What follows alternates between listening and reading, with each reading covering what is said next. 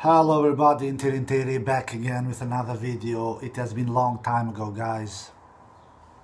Like you all know by now.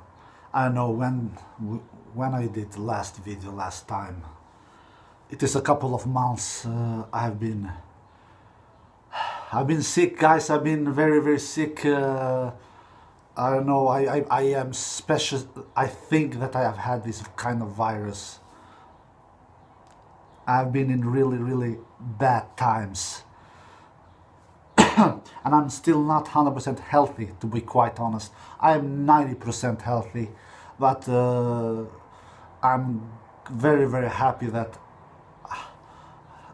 I'm starting to feel much better, because I've been under the brink. I really have been under the brink. I've been like a boxer, and I have been knocked out. But I've raised myself. I felt that I don't know. I have had all kind of pains. So this is for real, guys. This is not any joke. I understand. I totally accept this shutdown that is around the world. I was skeptical about this on the beginning. Like you all know, I did a video about this a couple of months ago. I take all of that back, because I have experienced it myself now. I have got through it, even though that I'm not 100% healthy still. I'm not working yet. I've been away from work for a couple of weeks because it has been impossible to work. So I understand, for those who are older, people who are over 50 years old and gets this virus, it is devastating for them, guys. It really is devastating. I'm 36 years old, guys. I don't consider myself very old. And it took me apart, really. I could barely move from the bed. So this is serious. This is serious stuff we're talking about here, guys. I am speaking about my own experience. But it is what it is. I miss tennis.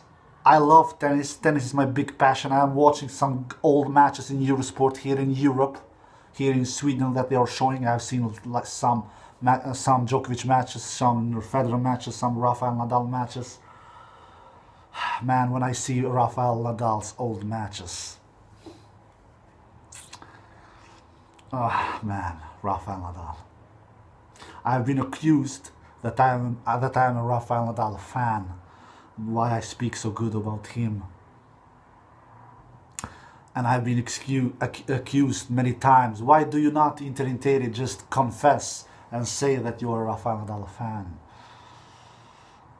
Oh dear God. Oh dear lovely God. Why should I in earth hide if I was a Rafael Nadal fan? Why should I hide it? Is it a crime to be a Rafael Nadal fan? No, of course it is not. If I was a Rafael Nadal fan, I would have, of course, admitted. A matter of fact, when Rafael Nadal started to come to the scene 15 years ago and was beating my player, Roger Federer, on a regular basis, especially in French Open, and outside French Open as well, some big tournaments like Wimbledon and Australian Open, 2008 and 2009, I was not hating, because I never hate people. I cannot hate people. You should know me by now, guys. I cannot hate people. I was not a fan of Rafael Nadal. I just didn't like him. He was doing life a nightmare for my player, Roger Federer. He was doing life a nightmare for Roger Federer fans around the world. Me, one of them, of course. So I was thinking to myself, Where did this dude come from? If he didn't exist, Roger Federer would have had 5, 6 French Open titles. Because we all know how many times Rafa Nadal has stopped Roger Federer in French Open. I think it is 6 times. Yeah, 6 times in total. 4 finals and 2 semifinals. So I definitely didn't like Rafa Nadal on the beginning of the Spaniard's career. And that's the reason of that was because I was a huge Federer fan. And he was doing so much damage to Roger Federer. And then he started to defeat him in Wimbledon when Roger was going for his 6th straight Wimbledon title in 2008. That defeat was not happy to witness. It really was not. That defeat in 2008 where Roger Federer lost, it ruined my whole summer. It really did. It ruined my whole summer for several months. That was the most devastating defeat for me as a Roger Federer fan. And I thought that will always be the most brutal defeat for me. But that changed last year, where Roger lost at 2019 Wimbledon final against Djokovic. So now on my number 1 spot for most heartbreaking defeat as a Roger Federer fan, it is that 2019 Wimbledon final. It is not the 2008 Wimbledon final anymore. So I did not like Rafa Nadal, of course. And I'm not a big fan of him today either, but I see him in a different way now. I see him as a phenomenon, as a super unbelievable athlete. 15 years ago, I didn't see him that way because I just couldn't see him that way because all my eyes were all on Roger. I of course saw that Rafa Nadal was a tremendous tennis player and a brutal talent. And then he has kept on going for so many years and things like that. But now I appreciate Rafa Nadal more. Man, what an athlete he is! And when I've seen these old matches in Eurosport that they are showing, my dear God, it is not any coincidence whatsoever why this guy has won 93 matches in French Open and only lost 2. It is not any coincidence whatsoever. He's a monster. You know, all the credit to Federer and to Djokovic. They are not any bad clay court players. They really are not. How many French Open finals does Federer have? I think he has 5. Yeah? If I'm not mistaken. Yeah, I think he has 5. Yeah, he has 5. He has lost 4 against Rafa Nadal. And he has won only 1. Like we all know, the 2009 French Open where Federer won his only maiden title there. And how many French Open finals does Djokovic have? 4. And 2 of them he has lost to Rafael Nadal. Who was stopping these 2 players? Who was stopping these 2 giants, Djokovic and Federer? An alien. A beast. A machine. When I see Rafael Nadal on clay, it is only one athlete in other sports that I can compare Rafael Nadal with him. It is only one. Because Rafael Nadal, he's on his own league when it comes to clay. You just feel helpless. And back in the days when I saw these old matches, man, what a cross-court backhand he had. Oh my God. I saw a little that 2012 French Open final. And Djokovic, we all know that Djokovic has a pretty decent, not decent, I would say great cross-court forehand. He just likes to take the ball with his cross-court forehand, Djokovic, and push Rafa Nadal to the corners. But that didn't matter. Rafa Nadal, he just took the ball apart with a cross-court backhand. From the fence. He did from the fence, guys. Do you know how difficult that shot is? He crushed the ball from the fence. He crushed the ball. He just was going all the way, bam, from the fence. He was almost on the crowd, Rafa Nadal, but that didn't stop him for doing murderous cross-court backhand. That's how good Rafa Nadal is. And his defense.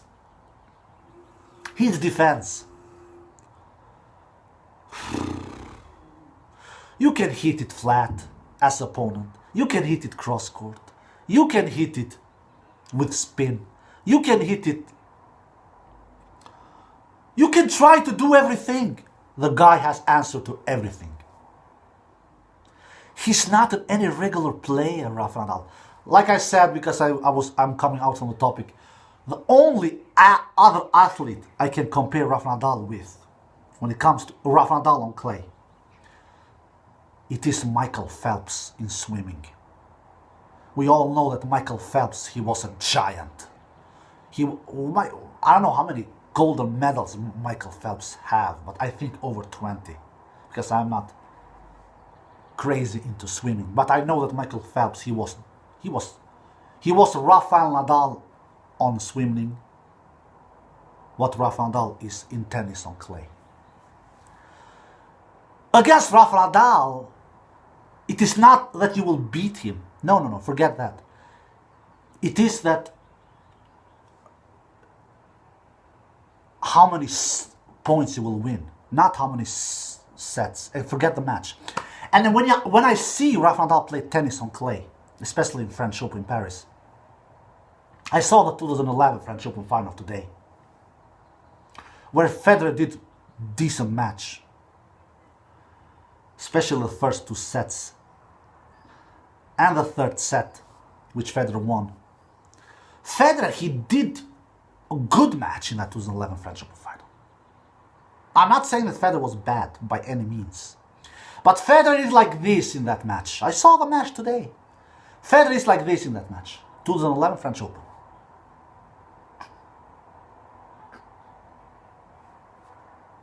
You cannot be like this against Rafa Nadal, especially not on clay. You cannot. Federer had times where he played on his peak, especially, I remember, in the end of that second set, where Federer was serving to make it to, where Federer was serving to take it to tiebreak. Federer was serving in the 11th game, I believe. Yeah, Federer won that game. I think 40-love. He was just cruising Federer. Rafa could not touch him. And Federer took the lead in that second set, 6-5. He was blasting serves, Federer. He was blasting forehands. He was hitting backhands with depth, with power, with precision. And then Rafa, I saw and I thought with myself, oh, man, Federer is impressive. And then Rafa Nadal will serve to stay in the second match.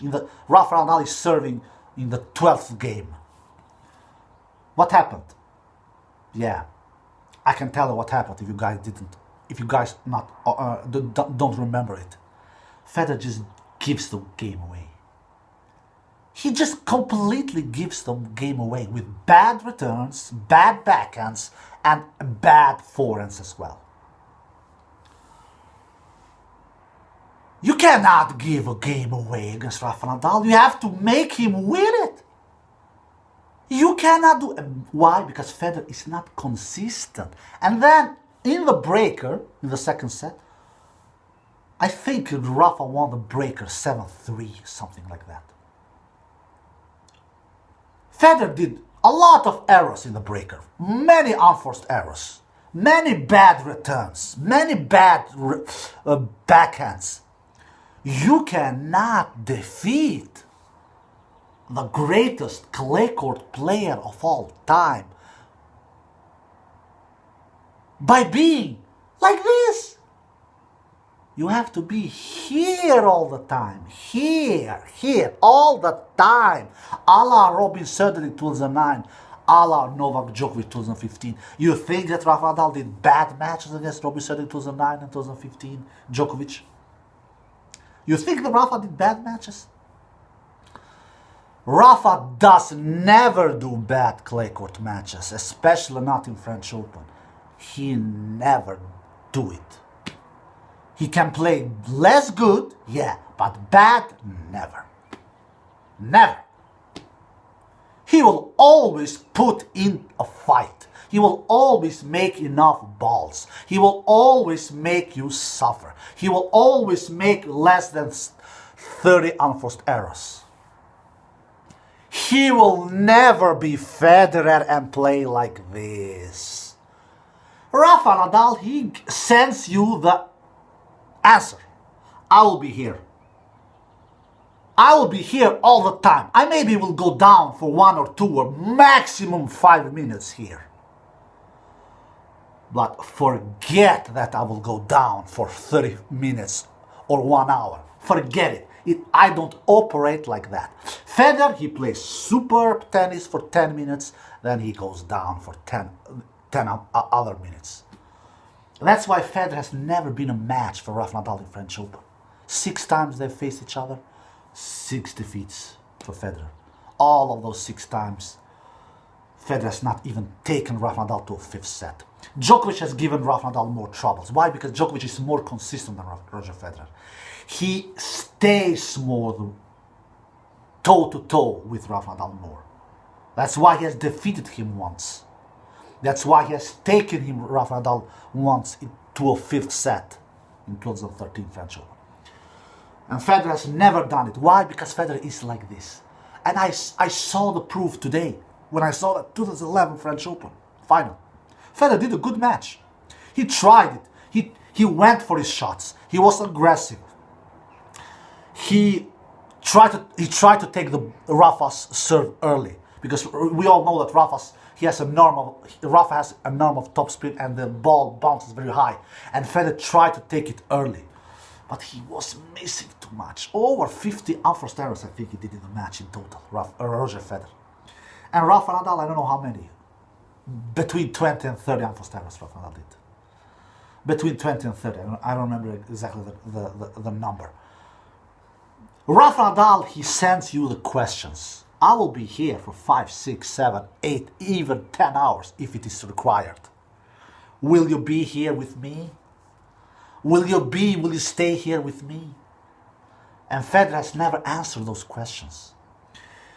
Söderling did it with blasting tennis, with bombs. Söderling, he was delivering bombs. Forehand bombs, backhand bombs, serve bombs. Djokovic, how did he defeat Rafa Nadal? With consistency, from the first to the last point. Just see that 2015 match. See it. Djokovic was never disappearing, because Djokovic was only in his peak of his career that year. Djokovic has never done a better clay court match than that 2015 match against Nadal. He was staying with Rafa Nadal toe to toe. Toe to toe, guys. I have thought about it. Which is the greatest forehand of all time? Federer's, Nadal's, or Del Potro's, to mention some of the greatest forehands of all time. Pistol Pete, he had also an amazing forehand. And for me, the answer is pretty clear. Rafa Nadal has the greatest forehand of all time. Rafa Nadal's forehand never breaks down. It is always reliable. I have seen Rafa Nadal's forehand being broken down only 2 years. 2015 and 2016, when he didn't win any majors those 2 years. And it was not like his forehand was a disaster, but it was not reliable like we all used to. But besides these 2 years, 2015, 2016, when have you seen Rafael Nadal's forehand being broken down? And some of you can say, but for God's sakes, how can you say that Rafa Nadal's forehand is better than Del Potro's forehand? It is better. Del Potro's forehand is good when it gets in. But when it doesn't get in, is it good? No, because he's hitting the fence. He's hitting the crowd. Same thing with Federer. Federer's forehand has given him a lot of money, a lot of titles, a lot of success. But it has given him also a lot of headache. I have seen Federer's forehand being broken down many times. Many, especially in crucial times. It has saved him as well. Yeah, I know that. But for me, if somebody said to me, just pick a forehand, pick the greatest, most reliable, most consistent forehand of all time, I swear to God, I would say Rafa Nadal's forehand. You can always rely on that forehand. You can always trust on that forehand. Can you trust Federer's forehand in crucial, clutch moments? I've seen Federer's forehand being broken down. I remember that 2006 Rome final against Nadal. Federer's forehand it broke down on the last moments of the match. In that last tiebreak, it broke down. On those match points Federer had against Nadal in that 2006 Rome final, it broke down. He was missing it. Just to mention one match, I've seen Federer's forehand being broken down in many other matches. Federer's forehand is one of the greatest forehand of all time. Absolutely. I will sign on that 7 days in the week. Juan Martín del Potro's forehand is one of the greatest. Also. But he has only won one title. You cannot say that Juan Martín del Potro's forehand is better than Rafael Nadal's. Rafael Nadal's forehand is the greatest forehand of all time. Man, he does winners with that shot from all over the place. Man, he almost never misses. He punishes you like a cobra. When he has break points against him, or when he has advantage, or when he has set points or match points, he can always trust in that shot. Can you say that about Federer? Can you say that about Del Potro? No, you cannot say it. Because I've seen Del Potro's, I've seen Federer's forehand being broken down many times and miss it on crucial moments. Not Rafa Nadal. I told you guys, the only 2 years that I didn't see Rafa Nadal's forehand murderous impressive was 2015 and 2016.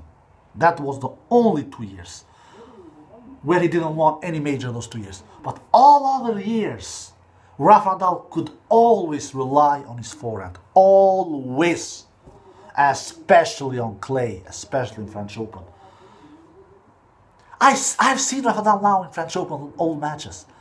He was blasting forehands from all over the place. From all over the place. Against Djokovic, against Federer. They didn't have any answers. He was 4 or 5 meters behind the baseline and he was doing forehand winners, Rafa Nadal. Does Djokovic do that? Does Federer do that? Does Del Potro do that? Yeah, sometimes they do that as well. But not in the same way, not in the consistent way as Rafael Nadal. And that's why, to me, Rafael Nadal's forehand is the greatest forehand of all time.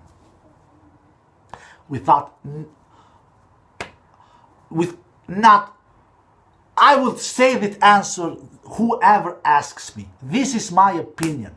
I know that some of you will not agree, but I don't care. You know me, guys. I'm not here to make people happy or things like that. I'm not doing this for money. I don't get any dime from this.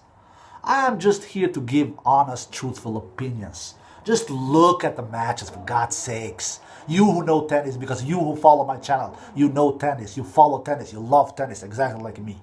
Rafael Nadal's forehand is just furious. He could always count with that shot, besides those 2 years, 2015 and 2016. I cannot say the same about Federer. Del Potro, and all the other players. Alright guys, I'm happy to be back. I hope you enjoyed this video. Take care and bye bye.